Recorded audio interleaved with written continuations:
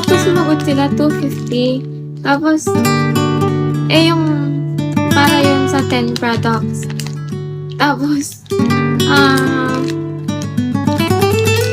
tinatanong ng judge, magkano benta?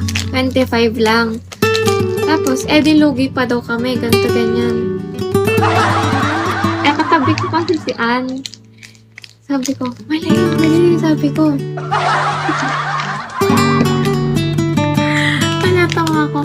Kasi silang tatlo, mali yung sinabi nila na presyo. Kasi yung costing dapat 190. Tapos, pag nabenta yun, 250 lahat. Saan nilagay yung 260?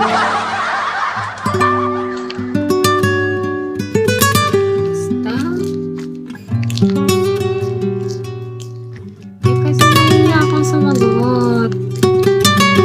Sorry na, guys. Ganon din ako sa recitation eh. Alam ko yung sagot pero nakakayang sumagot.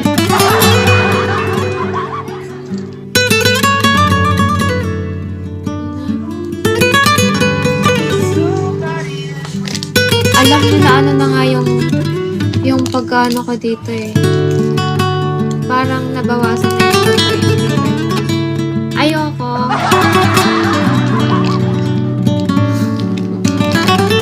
Tinapon na namin. Yung top 1, ano siya? Mango. Alam niyo yung buto ng mangga. Ginawa nilang uling. Ang galing. Ang galing, no? Tapos, wala man silang masyadong gastos doon. Kasi yung buto ng mangga galing kinaan. Sinaan kasi. May business, sinaan dalawa. Mas maraming gastos. Nagkakalat yung business yaan. Alam niyo yung mango greyhound something. Basta ganon. May ganon sila.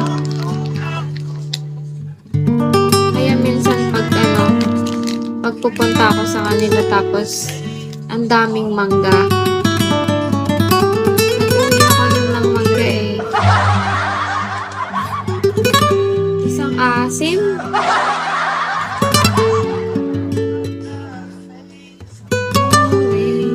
Wait.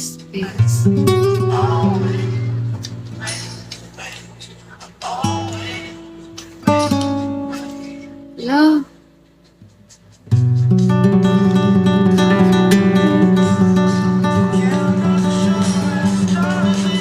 Hi, Bell. Anong Bell ka dyan?